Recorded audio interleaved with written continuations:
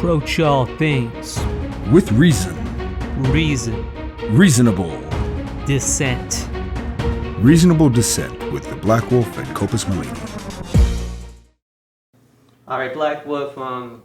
One thing I hate about listening to a lot of the podcasts that I love is that oftentimes when it comes to certain talking points, you hear these program responses, you hear these canon responses, you hear the... I called it the stale bag of chips. There you go. I like that, the stale bag of chips. So I didn't combat it as a person because it's so much easier to take the information that everybody else is saying and to recite it inside a authoritarian kind of way. Right. So you sound like, oh, look, I've heard about 10 other people say this before, so therefore it must be true. Right. I guess I've always been a contrarian. So Okay. I've always looked to say something different. Yeah. You know, also known, like, my background is I spent most of my life trying to be a rapper. And I didn't have the best flow, and I wasn't the best looking. And I was like... I've heard some of your work. You're actually not that bad, so... I'm not terrible, but... I don't listen to rap, but I was actually surprised. You actually did pretty good in some of it. Thanks. The thing that I was able to do and kept me competitive, and I won some competitions, and I won the respect of my peers, which is really what I valued the most, ironically, for some people. I like to hear that other artists think my opinions and my work is good. That validates me more than the general public, and that might be an elitist thing to say, but I don't care. But I just try to be different, you know? And I think being different for the sake of being different is also blatant. Yeah. And some people, you know, tattoo their Superficial. face and make their hair pink. And I've done that before too, not to tattoo my face, but I put on wigs for a music video. I think that's fine. I understand there's a visual stimulus when it comes to doing videos. You want to capture someone's eye as well as capture their imagination with your words. But why do you think we live in a society? Is it because we reward that program response? Yes. We're a bunch of bootlickers, and we're right. I think it's probably a good way of putting it. Yeah. Carl Jung is attributed to saying this. He said, "Most people don't think because it's easier to judge." And something along those lines.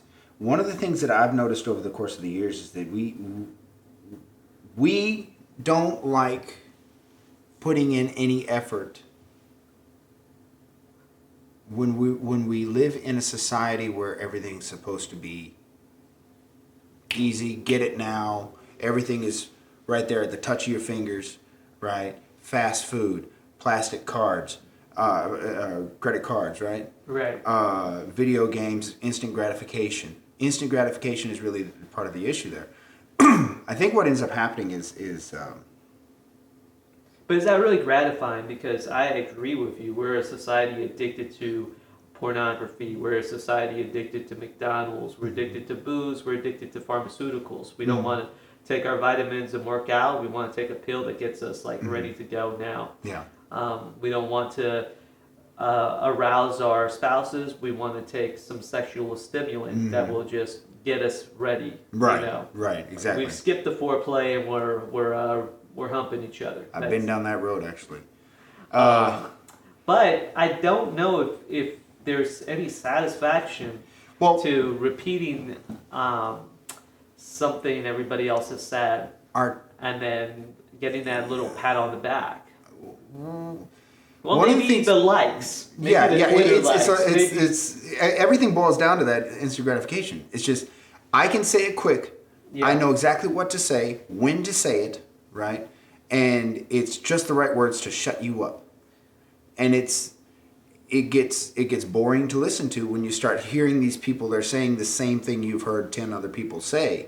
And some people aren't even being combative with it. Like here's a program response. It's to post a picture with a little sticker that says you voted. Yeah. And the program response is to like that, throw a little heart inside there, or a little salute emoji, and you have done something wonderful. It's the ideas that we've been pre-programmed to think associated with when we see something like that. And see that it goes down to association. Right. So one of the things that I've studied for years is associative responses. And when you let's boil it down to dogs, okay?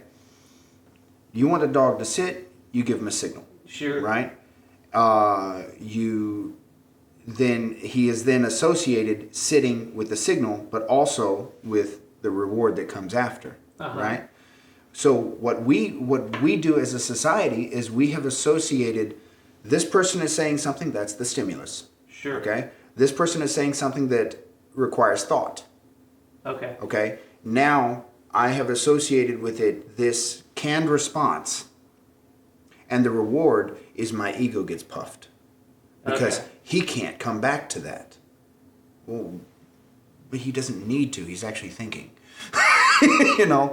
One of the things that I've noticed over the course of the years, and I was at work one day, and I heard this really strange scream behind me, and I work in the mall, so there's kids screaming all the time, but this just sounded different. And I just turned around and looked to see what it was and went back to work. Next thing I know, I got one of these purple hair freaks in my face because a feminist who was in my face mad at me because the person that screamed was an autistic teenager. I didn't know. I just heard something and looked, right? Okay, so But wait, let me there's break this down. You do an involuntary reaction. You check. You're like, hey, someone's screaming. What's going on? Right. And then someone looks at you and says, Can I help What are you looking at? Yeah. What are you looking at my son that's screaming for? Right. He's And- autistic. Yeah, so mad at therefore- me because he's got autism. Right. I'm like, I didn't cause it. And I didn't cause the scream. But Yeah. I'm not supposed to respond. Well, if you went and put a muzzle on his face, and I'd say you're a terrible person. This Right. poor guy's got a problem, and this woman needs to go in public sometimes. If I yelled at her for the kid screaming or something like Yeah. that would have made sense. But everything that she had to say was all canned responses. It was all Right. pre-programmed responses that she was told to say by whoever she's It's been the listening to. liberty of media. victimhood. It's like, here are your liberties that we give you for being a victim. Since Exactly. you've decided to be that victim, now you get to tell everybody else that they're wrong and they're ignorant for not Exactly. behaving perfectly. Exactly. And the problem is we used to live in a society that valued the fact that we're a melting pot, that we're different, that we don't know the cultural norms. And various different ideas and, And things like various this. different ideas Yeah, and good various luck. different sicknesses, mental sicknesses. Like I don't understand why every Now we single live. person. Now we live in a society that rewards censorship. And now a bunch of sheep want to be sheepdogs. Right. And what happens when you have a sheepdog? You feed them treats. Yeah. I mean, the word censorship, I guess, would be like your reaction to this woman. Like you were supposed to ignore that visceral scream and just. Well, I didn't pretend it even didn't react. happen? Right. I didn't even Just react. turned I your just head. heard a scream and looked to see what that was. But it was her act of having to censor a white male. Well, this is why It's going to AI be are rewarded. better than human beings, because the AI would have processed that tone of scream, would say that's an autistic scream. and Right, would have yeah, sure. Turned over and bowed Sure. to the woman, Right? and Exactly. then gave the kid a sticker Right, exactly. that said "number one autistic boy." Here's a reward for being autistic. Here's the thing. I didn't. First of all, I didn't know the kid was autistic. Right. Okay. Secondly, he's autistic. That's not my problem. No, it's not your problem or your responsibility. It's not my responsibility, not my problem, and it's not a thing that in any way, shape, or form is a threat to me in any way, shape, or form. No. I mean, am I concerned for his well-being? I would be if he was in danger. Yeah. But I heard a scream. So what does a scream usually mean? Danger. Danger, right? So what do I got to do? Well, I'm looking to see. I'm looking to see if everybody's okay. But next thing I know, I have to be silenced. And that's everything that this woman said was canned Marxist reactions to the fact that I was a male, the fact that I was white, and this idea that she had somehow, I don't know where she got it, that I was beating my wife. I didn't know I had one. Well, wait. So how did this beating your wife come into play? Did she say that to you? Yeah. What did she say? You were a wife beater? Well, she got long hair and a goatee? I kept trying to walk away from her. Yeah. And she's going, hit me like you hit your wife, and all this other stuff. And I'm like, would you go away? It sounds like that woman maybe has had a sexual relationship with someone that resembles you inside the past and might have got smacked around, and that's unfortunate, but she shouldn't also be projecting. But that's not my problem. Yeah. That's not my problem. But here's, you know what, that's actually an interesting point too, is that we do that. We have associated, in a situation like that, let's say hypothetically that is exactly what happened. Right. It's She the is same thing, by the associated- way, that happens to cops that see young black men with hoodie walking down the street after 10. Right. They associate that with crime. Exactly. It Not doesn't necessarily- necessarily mean that they are racially profiling. It's an association. It's a visual cue. And when you have someone walking, particularly in the summer, with a hood over his head, walking kind of funny, what are you going to do? Well, for me, I grew up wearing hoodies inside the summer, so I would just see someone that... Well, you're in Houston. We only have summer, and you got a hoodie on, so there you go. There you're right. So I wouldn't think too much of it.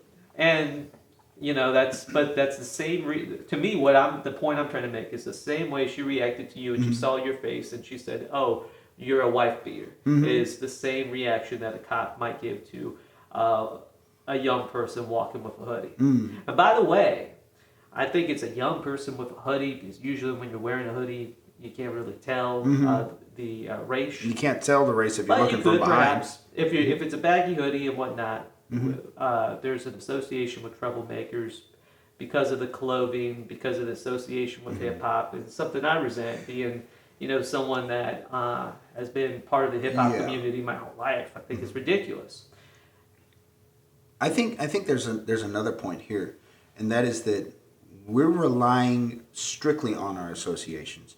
We're not putting any thought to, we're not putting any thought to the situation whatsoever. We see something, we react to it. Right. Stimulus equals response. But the problem is, we're not putting any thought to, is this the stimulus that demands this response, or is this just something that requires a little thought? Well, it goes back to programmed responses. Exactly. We have a society full of programmed individuals that don't believe in individualism. They don't believe let me approach this person as an avatar to their group.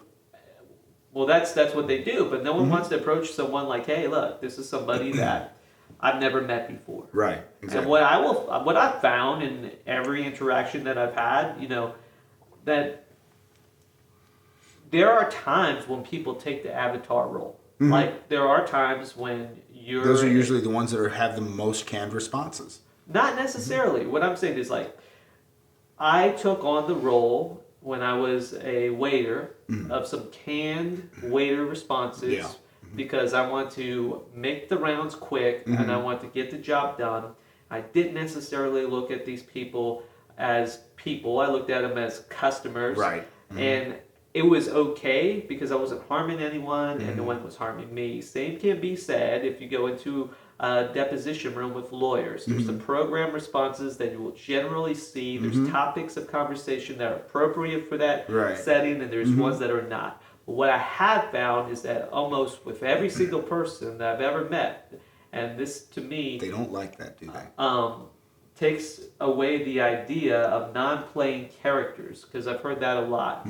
I don't know if you've heard the concept of non-playing characters out here in the world. People that don't have any real individualism at all. They're just walking around as this non-playing character. Yeah. I think that's BS. I think it's dehumanizing. And I think if you meet anybody, even if they seem super, super shallow, that you will find that they've lived experiences. There's something there that you would not expect. Well, you got to get past the superficiality. You got to get past that shallowness. That's the hard part there. You don't have to. Well, to find that. Right, to find that.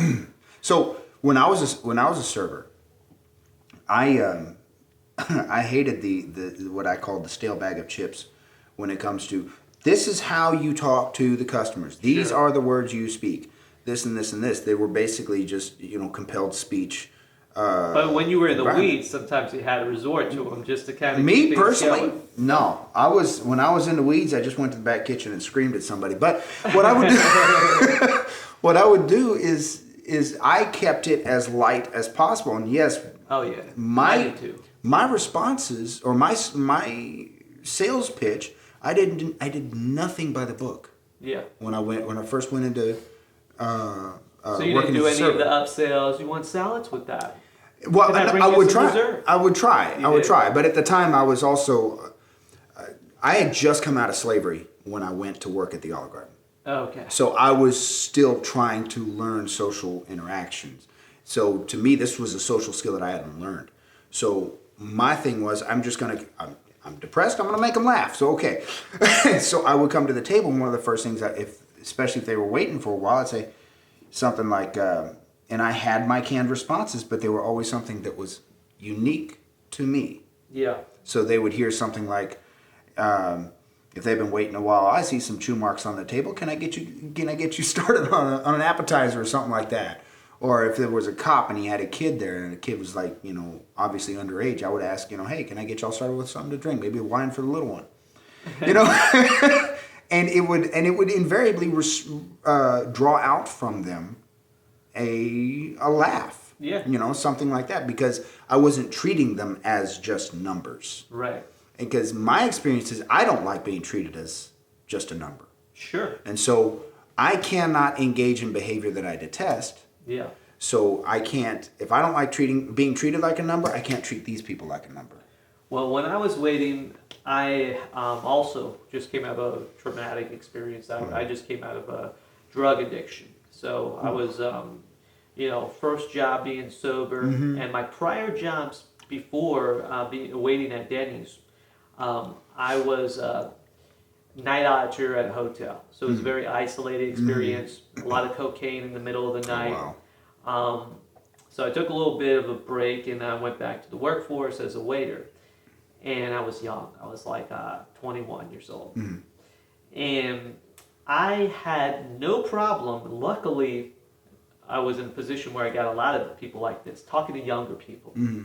I felt comfortable doing it, and I actually was one of the most requested waiters because I would freestyle about different condiments and items and say, give me 3 words, and I'd drop a little freestyle. Had a lot of fun doing it. Yeah.